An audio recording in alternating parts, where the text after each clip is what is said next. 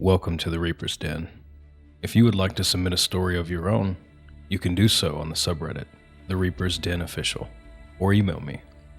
Now, enjoy the stories. I won't state the name of the country I was in, out of respect for the reputation. I needed to get away from everything that was going on in life, and I wanted to explore a different culture. I arrived late that evening, expecting a smooth, relaxing stay. The first few days went as planned: beach time, dinners, and a little sightseeing. But everything changed on the fourth day. Every channel on the TV showed the same scenes of chaos. Riots in the streets, fires burning, people fleeing. I didn't understand the language, but the images were clear enough. Being a tourist, I was scared for my life. I mean, if locals are fighting and hurting one another, what would happen to me? Airports were shut down, leaving me stranded. I tried calling everyone, the embassy, airlines, anyone who might get me home. But every effort was a dead end. I realized I was stuck in a foreign land alone with no help. It was during a desperate stroll that I came across a flea market and met a local, an old man with piercing eyes and a knowing smile. He must have seen the fear in my eyes because he approached me, speaking in broken English. "You need to leave?" he said, glancing around as if someone might be listening. "I have no way to get home," I said. "I know, man. He has a plane, can take you out." I was skeptical, but my options were limited at this point. He led me through a labyrinth of narrow alleyways and deserted buildings until we reached a dilapidated warehouse on the outskirts of the city. Inside, a man in his 50s with a rugged appearance and cold eyes was waiting. The old man introduced himself as Leo. Leo wasted no time. "You pay now," he demanded. His voice was gruff, and his hide showed no hint of kindness. I handed over all the cash I had left, and he nodded, satisfied. "We leave tonight." The hours dragged by as I waited in the warehouse, listening to the distant sounds of sirens and shouting. Eventually, Leo returned and motioned for me to follow. We drove through dark, deserted streets to a small airstrip hidden in the woods. A beat-up plane sat on the tarmac, looking barely airworthy. We boarded, and Leo started the engine. The plane took off with a shudder, but felt like it barely made it in the air. "Are you sure about this plane?" I asked. "Good plane," Leo stated. The flight was turbulent, and the night outside was pitch black. Silence came over the cabin as his focus was on the controls. Hours passed, and I felt myself drifting into an uneasy sleep, the hum of the engine lulling me. I woke to a sudden jolt. The plane was descending towards lights that I could barely see on the runway. We landed on a small, deserted strip surrounded by dense forest. "Get out," Leo ordered, his tone leaving no room for argument. I stepped out into the chilly night, looking around. There was no sign of civilization, just the dark outline of trees and the sound of rustling leaves. Leo handed me a flashlight and pointed to a narrow path leading into the woods. "Follow this. You'll find a road. Someone will pick you up." I wanted to ask questions, but his stern expression silenced me. I turned and started down the path, the flashlight barely cutting through the darkness. The forest was silent, except for the occasional crack of a branch underfoot. I walked for what felt like hours, anxiety growing with each step. Suddenly, the flashlight flickered and went out, plunging me into darkness. I fumbled to turn it back on, but it was dead. I really wanted to panic at this point. No light, and I had no idea where I am. I just kept looking down, trying to see the path. Once my eyes adjusted to the moonlight, I had seen a clearing not too far ahead. I approached the clearing to find a road, and a pair of headlights blinding me. A car stretched to a halt, and I stumbled towards it, hoping for salvation. The driver, a man with a hard face and wary eyes, gestured for me to get in. I didn't hesitate. As we drove away, the driver remained silent, and I didn't dare ask where we were going. I just prayed it was closer to something that could help get me home. We drove through the night until we reached a small rural airport. The driver handed me a ticket and pointed to a plane ready for departure. I thanked him, my voice shaking, and boarded the plane without looking back. As the plane lifted off, I finally felt a sliver of hope. I was able to make it to a neighboring country that had open airports. I had my wife purchase me a ticket online. After a long flight, I finally made it home to hug my wife for what felt like the first time.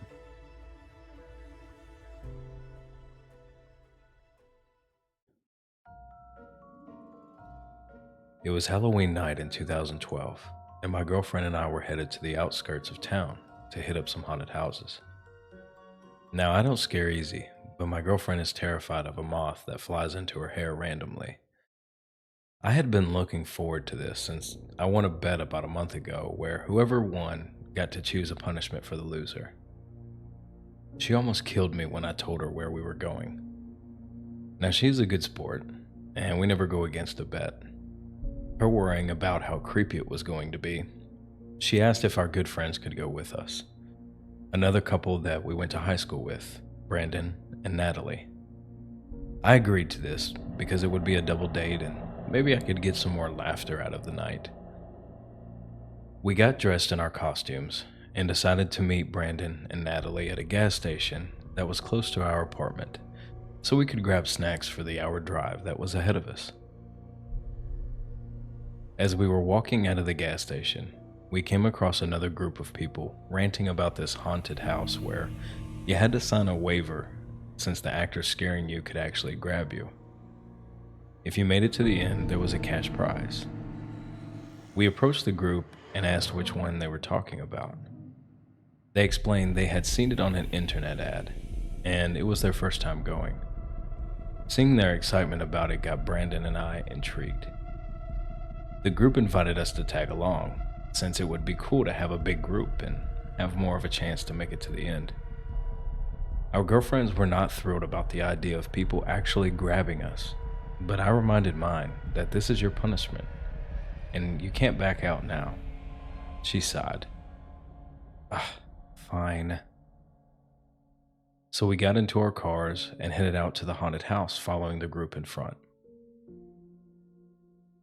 On the way, we passed another haunted house that was about a mile up the street. Brandon said, "Let's go there after this one." The girls already agitated, rolling their eyes. As we were pulling up, this house was the spookiest place I had ever seen. I mean, this place just gave you the sense to turn around and go home. We walked up to the entrance and all took our turns paying the fee and signing the waiver. The part that made me a bit uneasy is when a guy in a devil mask looked directly at me and said, "Welcome to hell. We've been waiting for you." But it was how he said it, like his tone lacked emotion and his eyes were dead inside. Walking into the house, it shook me how realistic everything was. And the smell in there was god-awful, like something was rotting, and the deeper we went, it got worse. The screams we heard were so natural instead of sounding like a recording. I was genuinely starting to get nervous because my mind told me that something isn't quite right about this house. The group led our experience, and I would say we were about halfway through it when the lights began to strobe shortly before going dark. It only lasted maybe 2 minutes, but after the lights came back on, we noticed a couple people were missing. Brushing it off as a part of what we would thought was them picking us off so we wouldn't win the cash prize. Usually these attractions have an emergency exit every so often, for people in need of paramedics, but we hadn't seen a single one. Once the lights went off for a second time, Brandon turned to me and said, "Natalie's gone. She was just holding on to my arm." I laughed and said, "Well, I guess you better win so she won't be so mad." I will forever feel guilty about that laughter, not knowing what was actually happening. As we got closer to what we thought was the exit, all that was left was Brandon, my girlfriend, and myself. The people were getting more rough with how they would try to stop us. Grabbing at people and pulling them down a hallway is one thing, but at one point my girlfriend got hit with something hard in the back of her head. She yelled, "What the hell? I want out right now." So at this point, it wasn't fun anymore, and I shouted, "We're done. Let us out now." As soon as those words left my mouth, the lights went out permanently. I felt a sharp pain in my side, and when I touched it, I could feel something wet and warm through my shirt. Did somebody effing stab me? We said screw it, and seen a crack of light at the end of the hall. Brandon was in front, and we put my girlfriend in between us while I followed behind, and just ran for freedom as fast as we could. Bursting through the door, we felt thankful we made it out, but the people from the house were hastily continuing to run after us until we reached the road that led us back the way we came, towards the other haunted house, which thankfully had paramedics, and they immediately called emergency services once they seen the stab wound on my side and my girlfriend's bloodied head. The police arrived quickly and went to search the house, but the people running that place were nowhere to be found, and they came across multiple bodies inside that hadn't been alive for some time. The group we came with suffered too many wounds to comprehend, and Natalie was rushed to the hospital for immediate surgery to save her life, but in the end, she was too far gone. That is the day I realized what people are capable of. Brandon hasn't been the same since, and we don't talk much. We don't celebrate Halloween anymore, and I'll never be able to apologize enough for the pain I put the love of my life and my best friends through.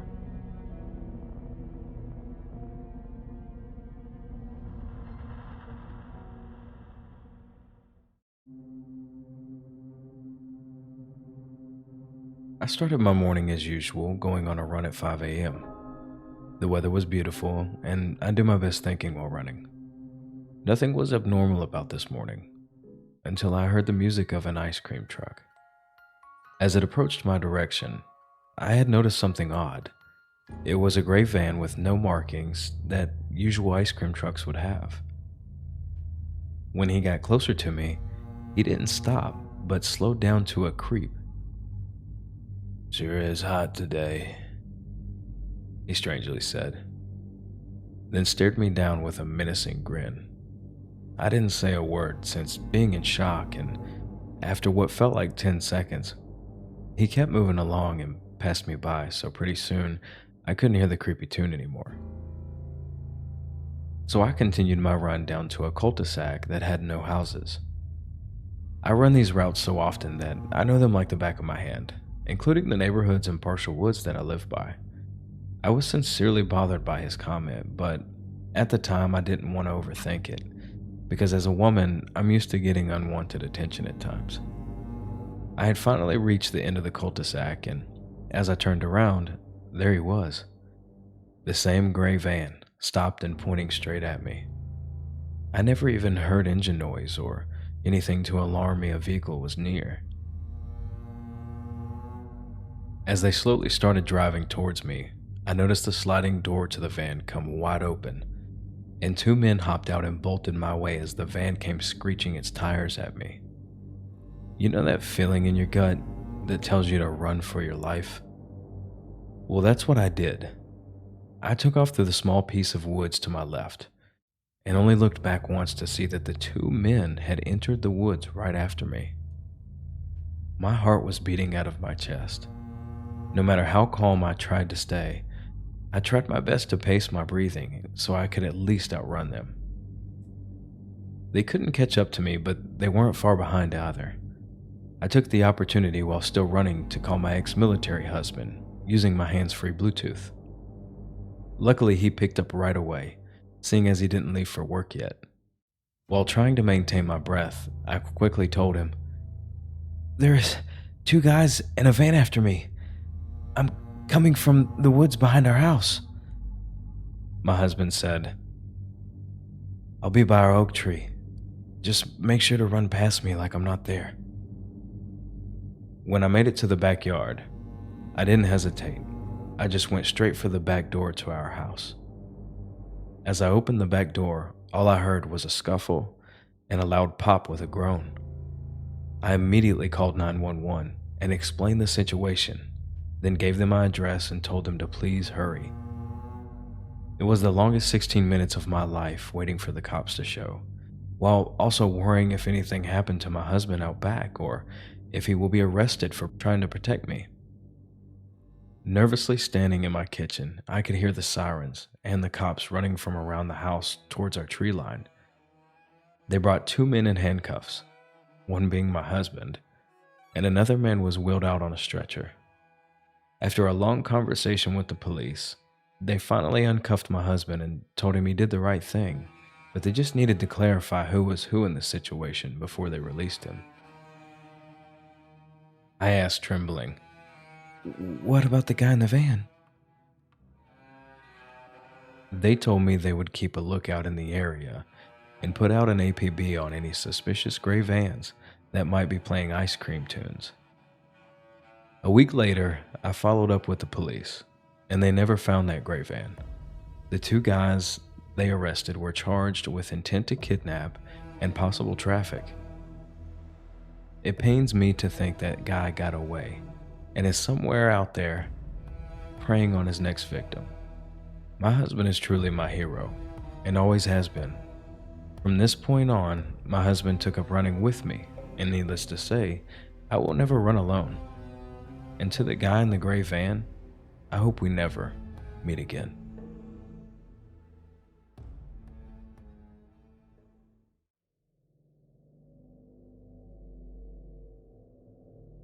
My life was perfect. I was an assistant for a CEO at a huge company, and I had married my high school sweetheart of 9 years.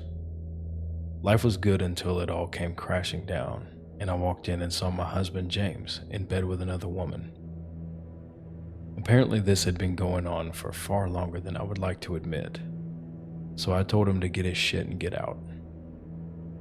My friend Cassie wanted to get my mind off of things, and just to not leave me alone.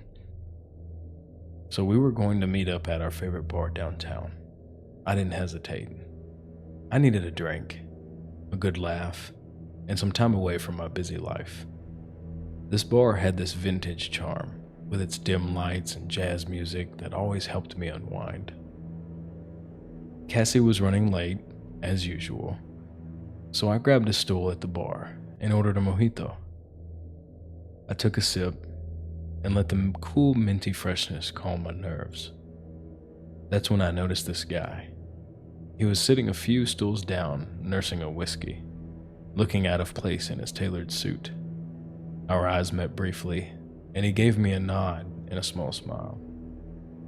I looked away, but I could feel its gaze on me. A few moments later, the bartender set another mojito in front of me. "From the gentleman over there," he said, nodding towards the guy in the suit. I glanced over, and he raised his glass in a silent toast. I hesitated for a moment, then picked up the drink and walked over to him. "Thanks for the drink," I said, trying to sound casual. "You're welcome," he replied, his voice smooth and deep. "I'm Nick."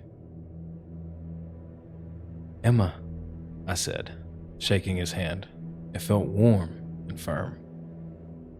We started talking, and I was surprised at how easy it was to open up to him. Nick had his way of making me feel comfortable, like we had known each other for years. We talked about our jobs, our dreams, our fears.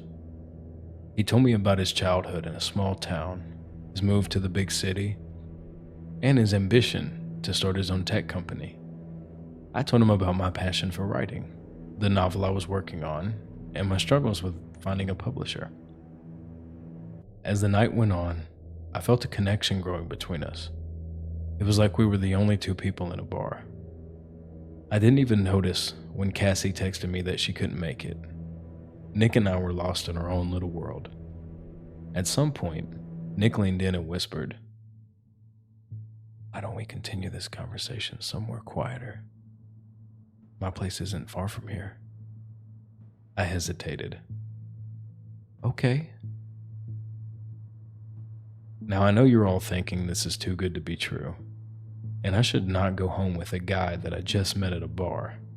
But I was in my feelings, and I wanted to be wild for a night. Since the drinks had loosened my nerves, and his smile was so reassuring, I felt good about it in the moment. We left the bar and walked a few blocks to his apartment. It was so sleek, a modern building that screamed money. As we entered the lobby, I felt a sudden pang of anxiety, but I brushed it off. I was being silly. We stepped into the elevator, and Nick pressed the button for the 10th floor. As soon as the doors closed, everything happened so fast. I felt a strong arm wrap around my chest, pinning my arms to my sides, and a rough fabric was pulled over my head. I tried to scream, but a hand clamped over my mouth, muffling my cries. My heart pounded in my chest as fear took over. I was dragged out of the elevator and into what I assumed was Nick's apartment. The sack over my head was suffocating, and I could feel panic setting in. I struggled, but whoever had me was much stronger. They shoved me into a chair and tied my wrists and my ankles. I heard muffled voices, but I couldn't make out the words. Tears streamed down my face as I realized the gravity of my situation. This wasn't just a robbery or a prank. This was something far worse. The sack was suddenly yanked off, and I blinked against the harsh light. I was in a bare, unfurnished room. Nick stood in front of me, his charming smile replaced by a cold, calculated look. "Welcome to your new reality," he said. His voice lost its warmth it had earlier. I tried to speak, but my voice was hoarse, whisper. "Why are you doing this?" He leaned in close, his breath hot against my face. "It's just business, Emma. You're gonna make me a lot of money." My mind raced, trying to comprehend his words. Trafficking. The realization hit me like a punch to the gut. I had walked right into a trap, charmed by a stranger with a drink and a smile. In the days that followed, I was moved to different locations, always blindfolded, always terrified. But I never stopped fighting, never stopped looking for a way out. One day after being moved to another location, I felt a sharp pain in my arm, and I blacked out near immediately. When I finally woke up, I noticed that my clothes, along with my blindfold, were gone, and I was in immense pain in certain areas. I could barely see out of my right eye, but I could make out what seemed to be a small building that was dirty and falling apart. One night, when my captor's guard was down, I managed to slip my bonds and run. I didn't stop running until I found a police station. Telling my story to the officers was painful, but necessary. They launched an investigation, and within weeks, they tracked down and arrested Nick. Unfortunately, most traffic rings always find a way to hide away from the law and never get completely taken care of. It was a small victory, but it didn't erase the trauma. It took a long time for me to feel safe again, to trust again, but I survived, and I was determined to help others avoid my fate. I started working with organizations that fought human trafficking, using my experience to raise awareness and support victims. It was a long road, but I found a purpose in my pain. And I never forgot the lesson I learned that night. Sometimes, the most charming smiles hide the darkest secrets.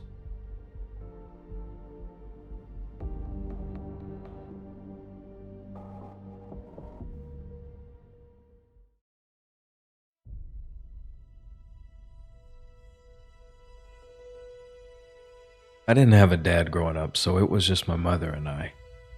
She wasn't the best and chose drugs over me every day of the week.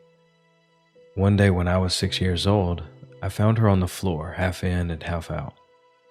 It's hard to explain, but at that age I already had so much experience with my mother being high all of the time. I could tell when she had done too much.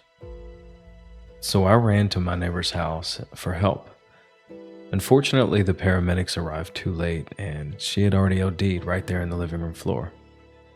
It's something I felt was my fault for a while, thinking if I would have reacted faster, then I could have saved her life.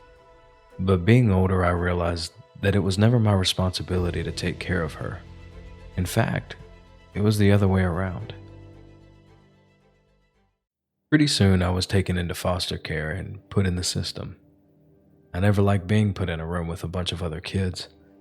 It's weird because it's like you're in some sort of pound like a dog, where everyone tries to be nice, but nobody really cares. At least that was my experience. After a couple months or so, I was placed in my first foster home where the couple had a son of their own and already fostered a little girl. When my social worker had dropped me off, the parents came out with a warm welcome. They seemed to be very passionate about kids and made me feel safe. When my social worker left, instead of going into the house, these people showed me around the backyard and brought me up to this shed. I had thought they were just showing me around the property, but in due time I realized that I would be staying in this shed along with the other little girl, Lily. They told us first thing in the morning they would come get us, and it was our chores to scrub the floors, dishes, and the bathrooms. We also had to take care of laundry and other tasks that a normal parent would take care of. Now I get it. It's good to give children chores to learn responsibility, but it was entirely different when they hardly fed us and the shed was fixed with a pallet to sleep. We didn't even have pillows. Now I felt hopeful that I could call my social worker, since she left me her card, and tell her about the situation to get us out. But as luck would have it, they believed an adult over a child. And they thought I was just having trouble adjusting. No one even came and checked on us to really see the conditions we lived in. The parents argued a lot, and the dad was a heavy drinker. He loved to discipline us with a belt, even when it was uncalled for. At this point, we were just punching bags to this man when he was drunk.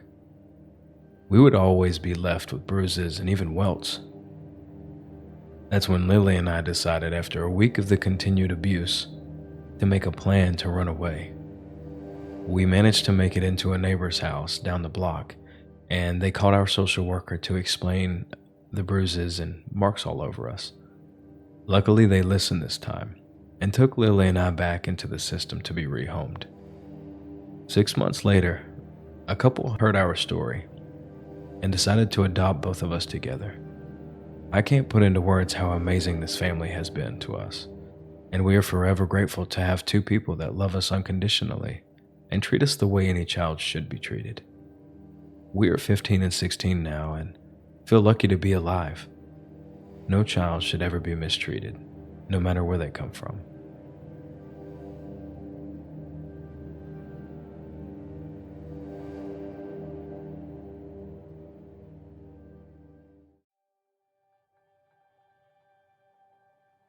My sister Jane and I were on one last road trip before she went off to college. I'm a few years older, and we wanted to spend as much time together before the mundane of life cut it short. As we were driving down a highway in Arizona with nothing to see on either side, we started to feel a bit hungry and ran out of road snacks. Luckily, about several miles down, there was this gas station.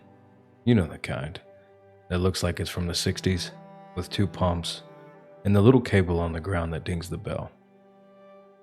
We drove up to one side of the pump, and as the bell rang, an old rough-looking man stepped out and said, "All out of gas.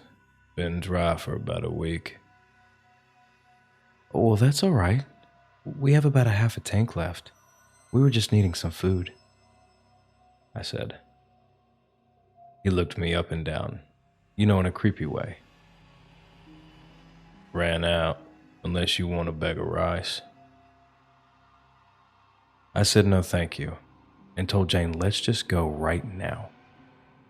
As we drove further into the night, we kept talking about how we will have to catch up on some sleep in the car. Jane's car was a manual, and I couldn't drive it, so taking shifts wasn't an option. We stumbled across the dimly lit up hotel on the corner of an intersection. It was so randomly placed, and it didn't seem like somewhere you would want to stay the night, but we felt unsafe, just sleeping in the car on the side of the road. We pulled up and went inside the small front office and asked for a room. We paid, and the lady behind the counter gave us a key. She asked where we were headed. Making kind conversation, we told her, Just passing through on a road trip. before we could head to our room, she said, You two ladies watch yourself around here. Never know who you can trust. Jane and I got to our room, locked the door tight. Jane turned to me. Well, that wasn't creepy at all. I told her it is a small town in the middle of nowhere, so they must not get many visitors. In the middle of the night, we were startled by what sounded like the door to the room next to us being knocked in. Both of us just looked at each other, and without saying a word, grabbed our bags and got by the door. We heard a man's voice sound like it was coming from the back of the room, where the small bathrooms were on the other side of the wall. We slowly opened our door, praying it wouldn't creak or pop. Fast walked straight to our car that was in the other direction, away from that door. We left the key in the room and the door wide open. As we pulled out of the small parking lot, the man emerged from the next room to ours. It was the man from the gas station. Without saying a word, he just stared at us as we drove off. Jane and I were trying to calm down, but couldn't help talking about what all could have happened to us. We got to the next town and made plans to head back home a different way and just enjoy the beach. That's the last time I went on a road trip. Needless to say, that was enough experience for a lifetime for me.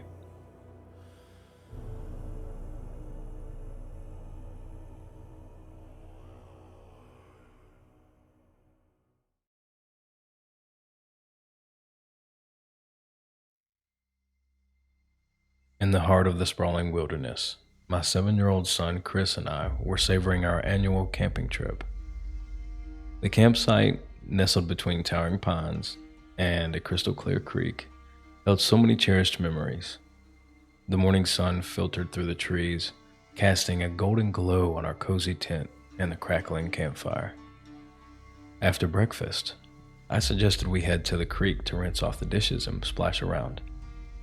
Chris, with his boundless energy, darted ahead, eager to reach the cool, refreshing water.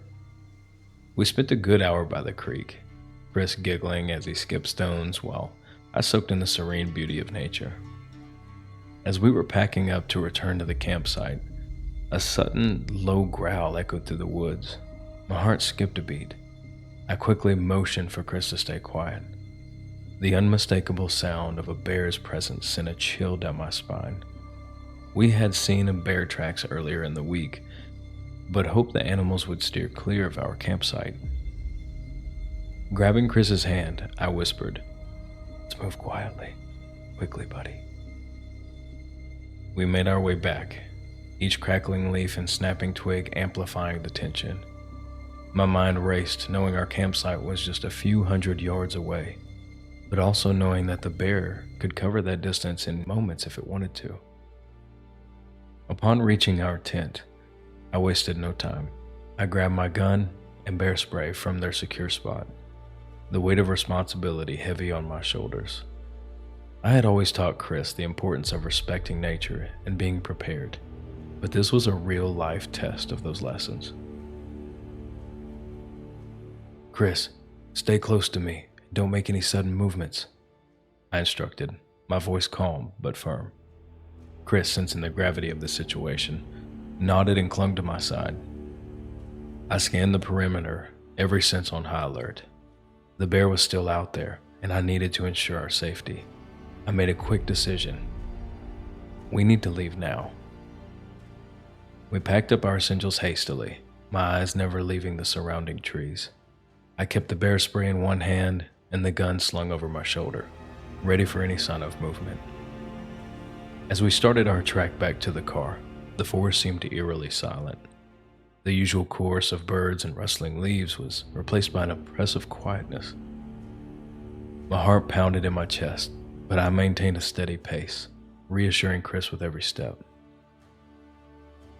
After what felt like an eternity, we finally reached our car. I ushered Chris inside, quickly securing him in the back seat. I threw our gear into the trunk and took one last wary glance around before getting into the driver's seat. With a deep breath, I started the engine and we drove away, the tension slowly easing as we put distance between ourselves and the campsite. Are we going to be okay, Dad? Chris asked, his eyes wide but calm. Yes, buddy. We're going to be just fine, I replied, reaching back to give his hand a reassuring squeeze. We were prepared, and we did everything right. I'm proud of you.